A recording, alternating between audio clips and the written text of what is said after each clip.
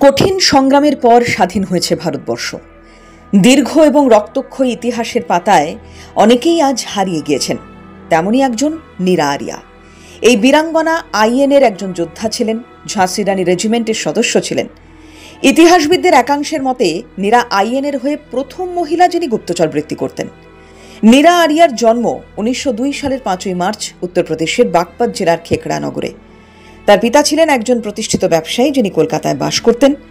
নীরা কলকাতায় পড়াশোনা করেন এবং হিন্দি, ইংরেজি ও বাংলা ভাষায় দক্ষতা অর্জন করেন। সরকারি আধিকারিক শ্রীকান্ত জয়রঞ্জন দাসের সঙ্গে বিবাহ বন্ধনে আবদ্ধ হন, যিনি ব্রিটিশ সরকারের অনুগত ছিলেন। নীরা আজাদ হিন্দ ফৌজের ঝাঁসি রানী রেজিমেন্টে যোগ দেন এবং নেতাজি সুভাষচন্দ্র বসুর ঘনিষ্ঠ সহযোগী হিসেবে কাজ করেন।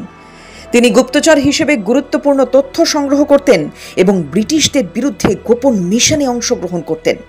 নীরার স্বামী শ্রীকান্ত শীঘ্রই নাকি স্ত্রীর আজাদ হিন্দ ফৌজে জড়িত থাকার বিষয়টি জানতে পারেন। শ্রীকান্তকেই নেতাজির ওপর গুপ্তচর বৃত্তি করার এবং তাকে হত্যা করার নির্দেশ দেওয়া হয়েছিল। অন্যদিকে নীরাও নাকি স্বামীর কাছ থেকে ব্রিটিশদের গোপন তথ্য বার করতে গুপ্তচর বৃত্তি চালিয়ে যাচ্ছিলেন।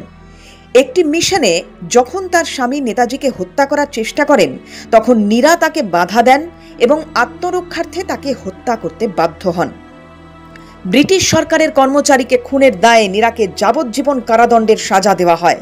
নীরাকে কারাবাসের জন্য আন্দামানে পাঠানো হয়েছিল। বিভিন্ন প্রতিবেদন অনুযায়ী নীরার উপর প্রতিদিন অকথ্য অত্যাচার করা হতো।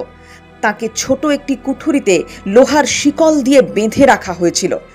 নেতাজি কোথায়? এই প্রশ্নের উত্তরে নাকি নীরা বলেছিলেন যে তার হৃদয়ে বাস নেতাজির। এই শুনে অত্যাচারী শাসক তার স্তন পর্যন্ত কেটে নেয়। ভারত স্বাধীন হবার পর জেল মুক্তি ঘটে নীরার, কিন্তু কোনো সরকারি সাহায্য বা পেনশন গ্রহণ করেননি কোনো দিন। তিনি হায়দ্রাবাদে ফুল বিক্রি করে জীবিকা নির্বাহ করতেন। 1998 সালের 26শে জুলাই প্রয়াত হন এই বীরাঙ্গনা।